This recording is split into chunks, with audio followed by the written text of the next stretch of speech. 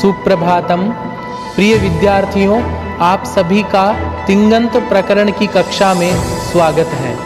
जैसा कि आपको विदित है, कोटा विश्वविद्यालय के बीए अंतिम वर्ष के प्रश्न पत्र द्वितीय में तिङन्त प्रकरण को रखा गया है। विगत कई दिनों से हम तिङन्त प्रकरण के बारे में पढ़ रहे हैं, जिसमें भू धातु, अध धातु और हु धातु के पांचों लकारों के बारे में हमने पढ़ा था। विगत कक्षा में हमने रुधादि प्रकरण पढ़ना प्रारंभ किया था। रुधादि गण में अनेक धातुओं का समावेश किया गया है। उन सभी धातुओं के प्रारंभ में रुद्ध धातु है, इसलिए इस गण का नाम रुधादि गण नाम इसका रखा गया है। वैसे 10 गण है, इन सभी दशों गणों में रुधादि भी एक प्रकार का गण है।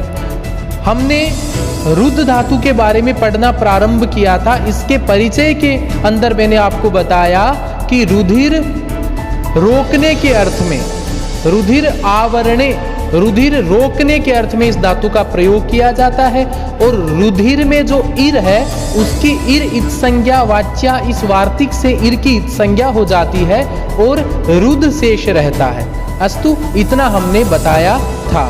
उसके बाद में मैंने आपको एक सूत्र पढ़ाया था, रुदादिभ्यश्नम नामक सूत्र है। यह सूत्र संपूर्ण रुधादि प्रकरण में श्नम प्रत्यय कर देगा, सार्वधातुक रहते, अर्थात रुधादि गण में आने वाली समस्त धातुओं के लट लकार, लोट लकार, लंग लकार और विधिलिंग लकार, इन चारों लकारों में श्नम प्रत्यय हो जाएगा। श्नम में से न शेष रहेगा। हमने रूप सिद्धि बनाई थी, ऋणद्धि रूप सिद्धि बनाई थी। और मैंने आपको यह भी बताया था कि जो श्नम है उसमें मै की संज्ञा है, इसलिए रुद्ध के रू के बाद में न होगा। ठीक है, तो क्या बनेगा? रू, न, ध और तिप का ती शेष रहेगा। उसके बाद में मैंने आपको बताया था जशस तथोर धोर ध, उस सूत्र से तय का ध होता है। संयोगांत लोप आदि करके मैंने आपको ऋणद्धि रूप सिद्धि बताई थी। यह तो हमने विगत कक्षा में पढ़ा था। आज हम सभी रुद्ध धातु में जब हम लट लकार में तस प्रत्यय करते हैं तो वहां पर कौन सी रूप सिद्धि बनती है, उसके बारे में हम सभी पढ़ेंगे। देखिएगा, आपके सम्मुख उपस्थित है एक आज नया सूत्र आ रहा है। सूत्र तो पहले गणों में आ रखा है, पर नूतन सूत्र है, इसलिए मैं आपको यहां बता रहा हूं। एक सूत्र है, सूत्र का नाम है श्नसोर लोपः, स्नशोः अल्लोपः। इसका पदच्छेद क्या होगा? श्नसोः। अब ये जो श्नस है, इस श्नस में दो पद मिले हुए हैं, एक मिला हुआ है श्न, दूसरा मिला हुआ है अस। ठीक है, अल्लोपो, अल्लोपः, इसका अर्थ क्या हो गया? वहां पे ए का लोप हो जाएगा। तो यह सूत्र क्या काम करता है? देखो, श्न तथा अस के अकार का लोप हो जाता है सार्वधातुक कै की इत संज्ञा होने पर, सार्वधातुक ग की इत संज्ञा होने पर। अब देखो, इस सूत्र को समझते हैं। यह सूत्र श्न, अब श्न में ए किधर है बताओ? श्न में जो न है, इस न में जो ए है उसका ए का लोप करता है। अस है, अस में जो प्रारंभिक जो ए है उसके ए का लोप कर देगा। कार्य पता चल गया। अब कहां पर करेगा, किस स्थिति में करेगा? तो वहां पे सार्वधातुक लकार होने चाहिए। और सार्वधातुक लकार में या तो वहां पे कै की इत संज्ञा है या वहां पर ग की इत संज्ञा है, तो ही यह श्नसोर लोप है सूत्र श्न और अस के ए का लोप कर देगा। आपके समझ में आ गया ना सूत्र? आगे चलते हैं। अब देखो, आपके सम्मुख रूप सिद्धि है रुंध है। देखो, तिप में रूप सिद्धि बनी थी ऋणद्धि, और द्विवचन में बनती है रुंध है। कैसे बनता है देखते हैं। रुधिर आवरणे, रोकने के अर्थ में धातु, इर इत संज्ञा वाच्या वार्तिक से इर की इत संज्ञा, रुद्ध अवशिष्यते। बता चुका हूं पहले।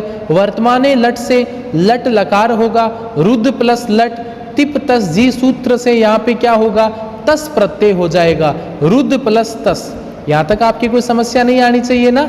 चलो, अब देखो क्या है कि जब रुद्ध प्लस तस आ गया, मैंने आपको एक बताया था कि यहाँ पे तिंगशित सार्वधातुकम सूत्र से सार्वधातुक संज्ञा होगी।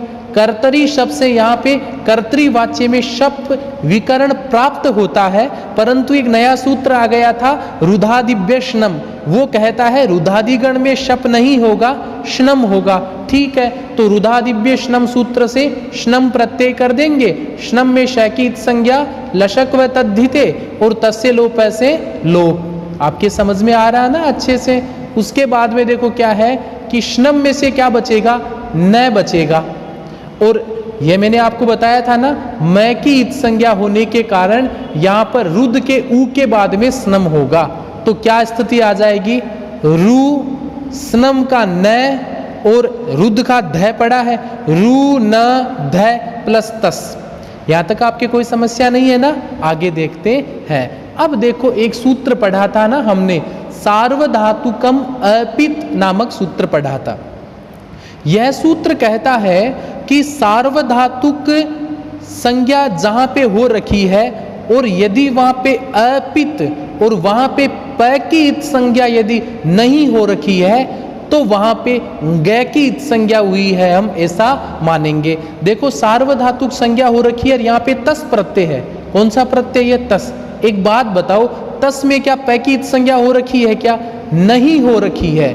नहीं होने के कारण इसको क्या मान लिया जाता है, सार्वधातुकम अपित सूत्र से इसको गित मान लिया जाता है। हालांकि देखिए तो यहाँ पे तो स की इत संज्ञा होनी चाहिए, फिर भी प की इत संज्ञा नहीं होती है, उसको ग की इत संज्ञा हुई है ऐसा मान लेते हैं। किस सूत्र से, सार्वधातुकम अपित सूत्र से।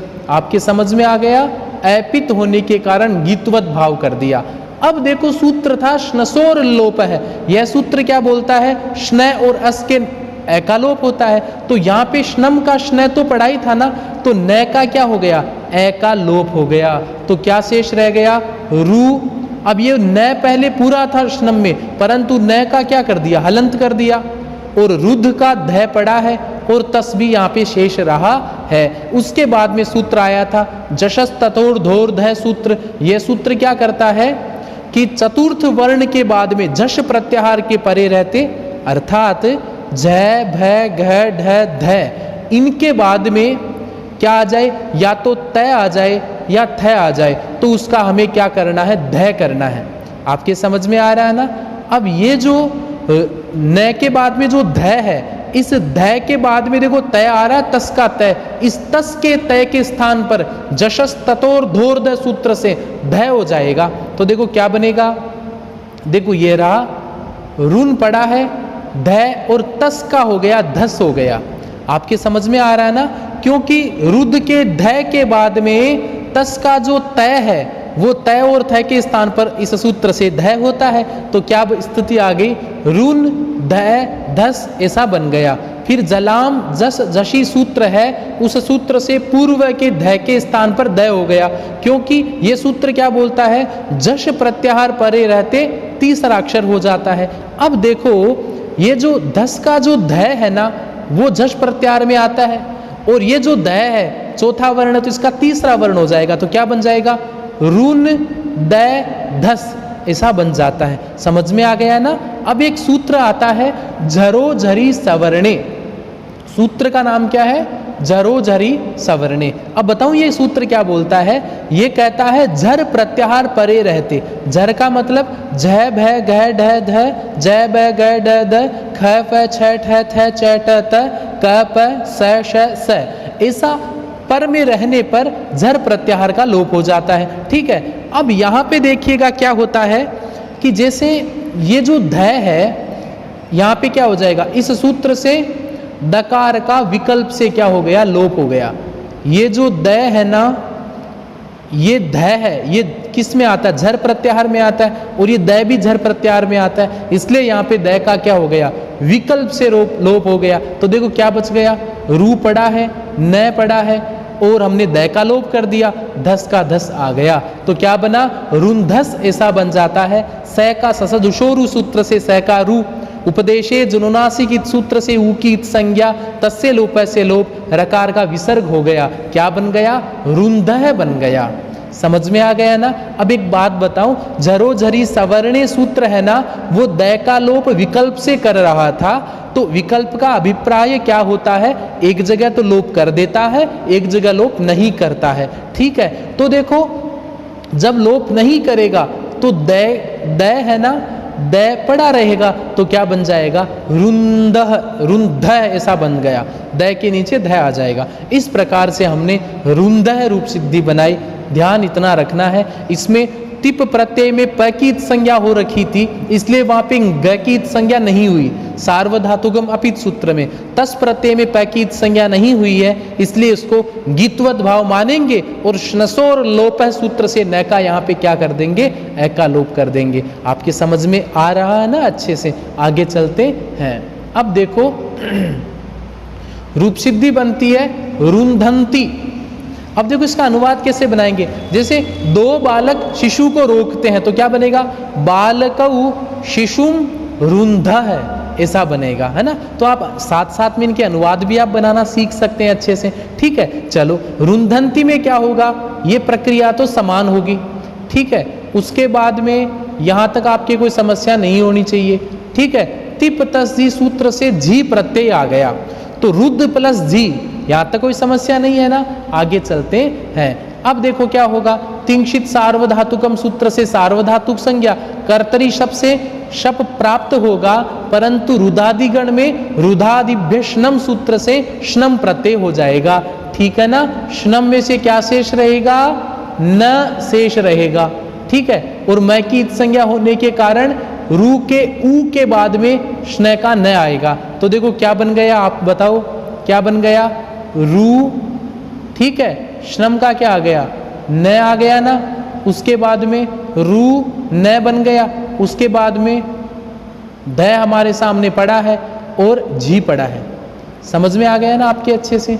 अब देखो एक सूत्र पढ़ा था जो अंत है, वह क्या करता है, प्रत्यय का अवयव यदि ज है तो उसके स्थान पर अंत आदेश हो जाता है। जो अंत है सूत्र से, तो ज के स्थान पर अंत आदेश हुआ तो जी के स्थान पर क्या आदेश होगा, अंति आदेश होगा ना। तो क्या स्थिति आ गई, रुन ध प्लस अंति, ऐसा बन जाता है। अब देखो क्या होता है कि यहाँ पर भी श्नसोर लोप सूत्र है, उससे यहाँ पे क्या हो जाएगा, न के ए का लोप हो जाएगा। तो क्या शेष रहेगा, रुन ध अंति, मिला दो।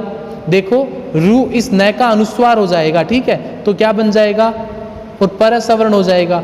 तो रुन ध में ए मिल गया तो ध पूरा और अंति पड़ा है, तो क्या बन गया, रुंधंती बन गया। बहुत ही सरल रूप सिद्धि है, इसमें तो कोई सूत्र एक्स्ट्रा लगे ही नहीं। आपको इतना ध्यान रखना है, जो बनता है सूत्र से जी के स्थान पर अंति आदेश करना है, और रुद्ध धातु है उसके स्थान पे श्नम आदि प्रत्यय करके और न बचेगा, रुंधंती रूप सिद्धि बनती है। इसका अनुवाद कैसे बनाएंगे, बालक शिशु को रोकते हैं तो बालकाः शिशुम रुंधंती, आपके अनुवाद भी बन जाते हैं इस प्रकार से। चलो आगे बढ़ते हैं। अब देखो रूप सिद्धि है रुणत्सी। रूप सिद्धि कौन सी है, रुणत्सी। देखते हैं कैसे बनती है। यहाँ पर भी क्या है, रुधिर आवरणे धातो, उसके बाद में ये सभी कार्य हो जाएंगे, है ना। रुद्ध प्लस सिप ऐसा आ गया, है ना। इसमें क्या होगा कि शप प्रत्यय नहीं होगा। अब फिर क्या होगा, रुदादिभ्य श्नम सूत्र से श्नम प्रत्यय होगा। श्नम में से क्या शेष रहेगा, न बचेगा। क्या बचेगा, न। तो क्या देखो, रू न ध प्लस सी।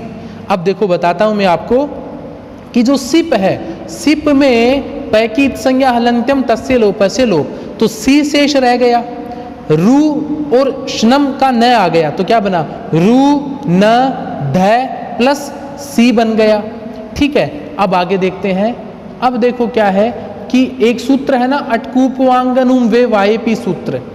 यह सूत्र क्या, अट कै वर्ग पै वर्ग आंग नुम, इनका यदि व्यवधान हो तो वहां पे न का क्या हो जाता है, हृणय हो जाता है। ठीक है, तो देखो न कहां पर है, रू न ध सी, ऐसी स्थिति आ जाती है हमारे सामने।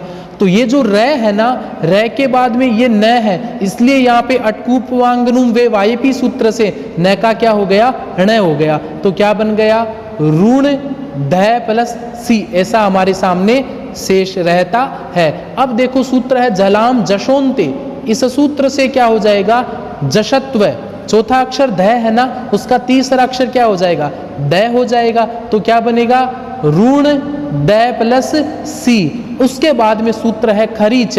खरीच सूत्र क्या बोलता है, ख फ छ ठ थ च ट त क प स श स। ये सभी खर प्रत्याहार में आते हैं। ये यदि पर में रहे तो उसके पहले वाले वर्ण का तीसरा अर्थात चरत्व हो जाता है। तो देखो यहाँ पे तो है ध और यहाँ पे है सिप का स, तो ये जो स है ना वो आता है खर प्रत्याहार में, इसलिए ये जो ध है इसका क्या बन जाएगा, तीसरा वर्ण पहला वर्ण तय बन जाएगा। क्या बन जाएगा, तय। तो क्या बन जाएगा, ऋणत्सी। एक बात आप ध्यान रखना विद्यार्थियों कि ये जो रू है ना, ये रू ह्रस्व तो होता है ऐसे और गुरु होता है ऐसे। जब अंदर इसके गांठ लग जाती है तो वो रू बड़ा हो जाता है। तो ऋणद्धि में रू ह्रस्व है, ये नहीं है। आप ध्यान रखोगे, रू आप गुरु मत कर देना, है ना, नहीं तो कहीं ना कहीं आपकी वो गलती ही मानी जाएगी। आपके समझ में आ गया है ना। ऋणत्सी, ऋणत्सी में कुछ नहीं है, सिप प्रत्यय आएगा, स्नम प्रत्यय करेंगे, रू न ध सी, जलाम जशोन्ते ध का द, खरीच सूत्र से चरत्व द का तय, क्या बनेगा, ऋणत्सी बन जाएगा। अस्तु, समझ में आ गया आपके अच्छे से। आगे चलते हैं। अब देखो ऋणत्सी का वाक्य में अनुवाद बनाओ। जैसे तुम शिशु को रोकते हो तो क्या बनेगा, त्वम शिशुम ऋणत्सी बनेगा। क्यों, क्योंकि मध्यम पुरुष एक वचन है, वो त्वम के लिए आरक्षित है, इसलिए त्वम के साथ में ऋणत्सी ही लगेगा। तुम रोकते हो, है ना, इस प्रकार से ऋणत्सी बन जाएगा। अब देखो रूप सिद्धि बनती है रुंध। ये कैसे बनेगी बता देता हूं मैं आपको। यहां पर भी ये सभी होगा, रुद्ध धातु आएगी, लट लकार आएगा, उसके बाद में तिप तस जी सूत्र से यहाँ पे थस प्रत्यय आएगा, रुद्ध प्लस थस। यहाँ तक आपकी कोई समस्या है क्या, यहाँ तक आपकी कोई समस्या नहीं होनी चाहिए, क्योंकि ये तो हम कई दिनों से पढ़ रहे हैं। तो रुद्ध प्लस थस आ गया, ठीक है। उसके बाद में तिंक्षित सार्वधातुकम सूत्र से सार्वधातुक संज्ञा, कर्तरी शब्द से शब्द प्राप्त होता है, परंतु रुधादिव्य श्नम सूत्र से श्नम प्रत्यय हो गया। श्नम में मै की संज्ञा होने के कारण रू के ऊ के बाद में न आएगा, रू न ध प्लस थस। यहाँ तक आपकी कोई समस्या नहीं है। अब एक बात बताओ, ये जो थस है ना, थस में क्या पैकीत संज्ञा हो रही है क्या, थस में तो पैकीत संज्ञा नहीं हो रही है। आप देख लो पैकीत संज्ञा हो रही है क्या, यहाँ पे तो थ और स है, तो पैकीत संज्ञा यहाँ पे कैसे होगी, समझ में आ रहा ना आपके अच्छे से। तो इसलिए क्या हो जाएगा, जहां पे पैकीत संज्ञा नहीं होती सार्वधातुक लकारों में, वहां पे सार्वधातुकम अपित सूत्र से क्या हो जाएगा, गीतवत भाव हो जाएगा। ग की इत संज्ञा हुई है ऐसा हम मान लेंगे, ठीक है। और जहां पे ग की इत संज्ञा होती है वहां पे श्नसोर लोपः सूत्र है, वो श्नम के न का ए लोप कर देगा। तो क्या बनेगा, रून ध प्लस थस, ऐसा बन जाता है। आपके समझ में आ रहा है ना। आगे चलते हैं। अब देखो क्या है, जशस ततोर धोर ध नामक सूत्र है। वो सूत्र क्या बोलता है कि झ भय घ ढ ध, ये रहा ध, इसके बाद में या तो तय आ जाए या थ आ जाए, तो उस तय और थ को ध आदेश करना है। समझ में आ गया। चलो हम क्या करेंगे, थस का जो थ है उसके स्थान पर ध कर देंगे, तो क्या बनेगा, रून, उसके बाद में रून पड़ा है और ध ये शेष था, रुद्ध धातु का ध है, और थस के स्थान पर हो गया धस। यहाँ तक आपकी कोई समस्या नहीं है। प्रिय विद्यार्थियों, आप बिल्कुल कंफ्यूजन मत रहे, मैं प्रयास करूँगा आपको बिल्कुल ही सरल और सहज तरीके से समझाने की। थोड़ा तो आपको ही मेहनत करना होगा, याद रखना होगा यहाँ पे क्या चल रहा है, ठीक है। तो यहाँ पे ऋण था, ध रुद्ध धातु का है, और थस के स्थान पर हमने क्या किया था, धस कर दिया था। अब देखो सूत्र है जलाम जस जशी, झस प्रत्याहार रहते, झस प्रत्याहार परे रहते, तो ध है वो झस प्रत्याहार में आता है, इसलिए ध के स्थान पर तीसरा वर्ण क्या, द कर दिया। तो क्या बन गया, ऋण द प्लस धस, ऐसा बन गया। झरो झरी सवर्णे सूत्र है, उससे दकार का विकल्प से हो गया लोप। तो देखो जब हम द का जब लोप कर देते हैं तो क्या बनेगा, रुंध प्लस धस, ऋण प्लस थस के स्थान पर हमने ध कर दिया था ना, तो क्या बन गया, रुंधस, सकार का हो गया रुत्व विसर्ग, क्या बन गया, रुंधः बन गया। अब जरोजरी सवर्णे सूत्र जो द का लोप कर रहा था ना, वो विकल्प से लोप करता है। यदि यहाँ पे लोप नहीं करेंगे तो क्या बन जाएगा, रुंधः बन जाएगा। दोनों पद यहाँ पे सही है। इस प्रकार से मैंने आपको बताया कि रुंधः किस प्रकार बनता है। इसका प्रयोग कैसे होगा अनुवाद में, युवाम शिशुम रुंधः, क्या बनेगा, युवाम शिशुम रुंधः, तुम दोनों शिशु को रोकते हो। इस प्रकार से आप रुंधः भी आप देख सकते हैं। आगे देखो क्या है, आगे रूप सिद्धि आ रही है, आगे रूप सिद्धि आएगी रुंधः, विसर्ग नहीं होगा यहाँ पे, केवल रूप सिद्धि आएगी रुंधः।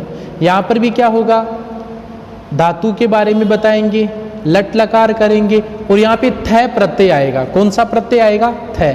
तो रुद्ध प्लस थ। यहाँ तक आपके कोई समस्या है क्या, यहाँ तक आपके किसी भी प्रकार की समस्या नहीं होनी चाहिए। सार्वधातुक संज्ञा शप प्राप्त था, परंतु रुधादिव्य श्नम सूत्र से श्नम प्रत्यय आएगा। श्नम में मकार की संज्ञा होने के कारण रू के ऊ के बाद में श्नम का न आ जाएगा, और ध है ना जो न के बाद में, ये रुद्ध का ध है और थ प्रत्यय पड़ा ही है। यहाँ तक आपकी कोई समस्या नहीं है। अब हम आगे चलते हैं। अब देखो क्या होता है यहाँ पे कि सार्वधातुकम अपित, यहाँ पे पैकित संज्ञा नहीं हो रही है ना, इसलिए यहाँ पे क्या हो जाएगा, अपित होने के कारण ग की संज्ञा हुई है, ऐसा हम मानेंगे। स्नशोर लोप सूत्र बोलता है सार्वधातुक लकारों में यदि ग की संज्ञा हुई है तो वहां पे मैं श्नम के न का ए का लोप कर दूंगा।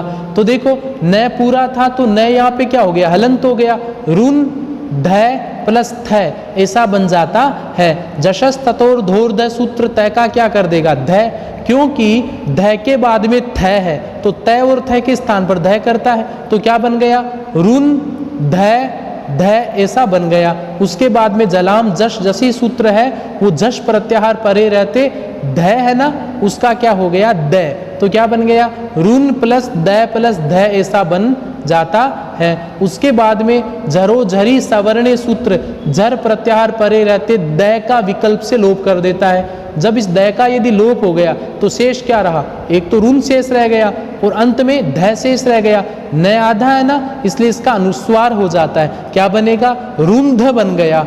विकल्प में जब द का लोप नहीं करेंगे तो रुंध ऐसा बन जाता है। आपको ध्यान इतना रखना है, थस प्रत्याहार में स का रुत्व विसर्ग हो जाता है और रुंध में थ प्रत्यय है, इसलिए वहां पे स का विसर्ग होने का तो सवाल ही नहीं उठता। समझ में आ गया, आगे बढ़ते हैं। अब देखो रूप सिद्धि है ऋणध्वी, यहाँ पे भी सभी धातु लकार आदि करेंगे ना, और रुद्ध में मिप प्रत्यय करेंगे। मिप में पैकित संज्ञा हलंत्यम तस्य लोप से लोप, तो क्या बनेगा, रुद्ध प्लस मी। यहाँ तक आपके किसी भी प्रकार की समस्या नहीं है ना, रुद्ध धातु और मिप का मी बच गया। ठीक है, अब हम आगे चलते हैं। अब देखो यहाँ पे क्या होगा, तिंक्षित सार्वधातुकम सूत्र से सार्वधातुक संज्ञा, शप का आगम रुधादिव्य श्नम सूत्र से श्नम प्रत्यय। श्नम में मैकित संज्ञा होने के कारण रू के बाद में न होगा। ठीक है, रुद्ध का ध पड़ा है, मिप का मी पड़ा है। अब देखो अटकूपवांगनुम वे वायपी सूत्र है ना, जो सूत्र क्या वो करता है, न का हण कर देता है, तो न का यहाँ पे क्या कर दिया, हण, ऋण ध प्लस मी।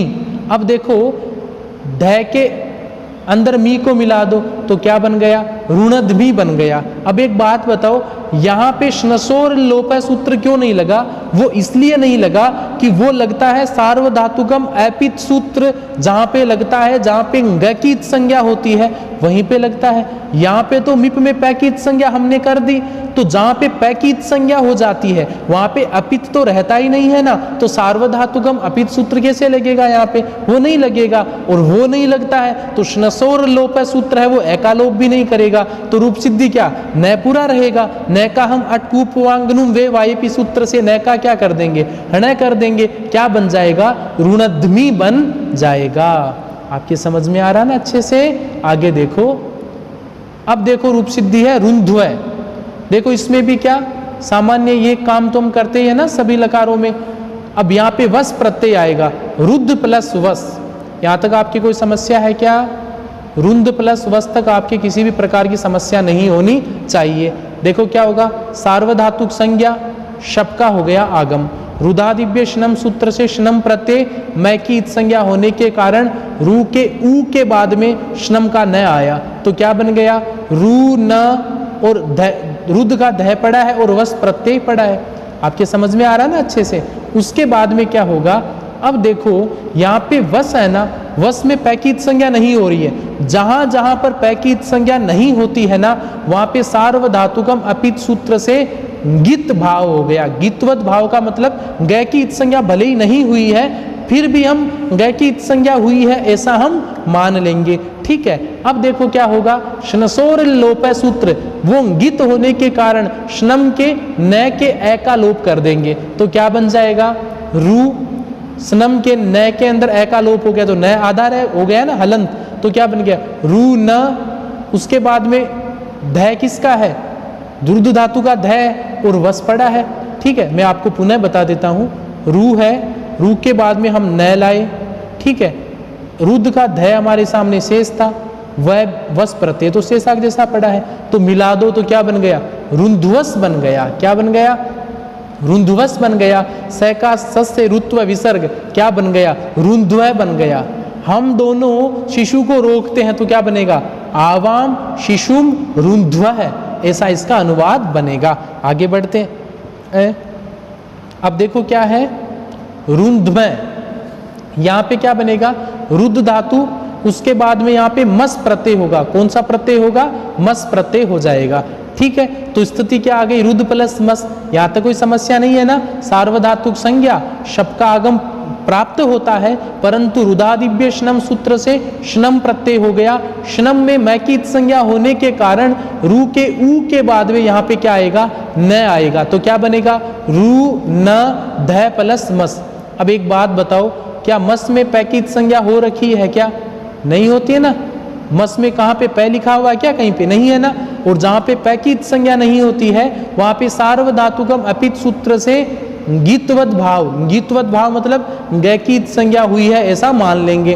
और जहाँ पे गैकीत संज्ञा होती है वहाँ पे शनम के न के ए का क्या हो जाएगा, लोप हो जाएगा। तो देखो न के ए का लोप हो गया तो क्या बन गया, रू न आधा पड़ा है ना, ध भी रुद्ध का ध आधा ही है और मस का मस पड़ा है, तो क्या बन गया, रुंधमस बन गया। क्या बन गया, रुंधमस बन गया। स का यहाँ पे रुत्व विसर्ग कर देंगे, क्या बन जाएगा, रुंधमय बन गया। इस प्रकार हमने सभी रूप सिद्धियों को देखा। रुंधमय का वाक्य प्रयोग कैसे होगा, जैसे हम सब शिशु को रोकते हैं तो क्या बनेगा, वयम शिशुम रुंधमः। इस प्रकार से आप अनुवाद भी बनाना देखो सीख रहे हैं और आपको यह भी पता चल रहा है कि किस प्रकार से ये रूप सिद्धियां को हम अच्छे से बना सकते हैं। प्रिय विद्यार्थियों, मैं प्रयास करता हूं आपको अच्छे से अच्छा समझाने की, फिर भी आप एक बात तय मानिए कि थोड़ा तो आपको ही पढ़ना पड़ेगा, सूत्रों को याद करना पड़ेगा, कॉपी में बैठ करके रूप सिद्धियों को मिलाना, गणित की तरह